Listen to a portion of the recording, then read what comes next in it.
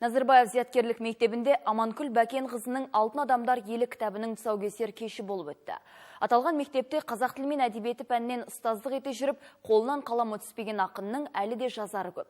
Өткен ғасырдың 90-шы жылдарының басында Ақкөл орта мектебінде мұғалім болып еңбек жолын бастаған ақын бүгінде осы саладағы еңбек өтілі 35 жылдан асқан. Талай шәкіртті түлетіп, білім нәрімен сусындатқан жан. «Алтын адамдар елі» кітабына бірқатар өлеңдері мен әңгімелері еніп отыр. Тұсаукесер кешіне ақынның ұстаздары мен әріптестері қатысып, ізгі тілектерін жеткізді. Сонымен қатар өзі білім беретін оқу ордасындағы шәкірттері ақын шығармашылығынан өлеңдер оқып, концерттік бағдарлама ұйымдастырды.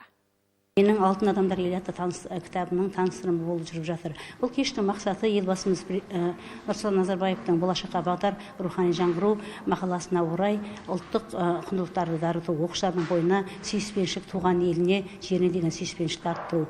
Менің кітабым 3 бөлімнен тұрады. Алғашқы жыр жинақтарында отан, ел туралы тақырып, әрі қарай табиғат аясындағы әртүрлі тақырыптар болып табылады.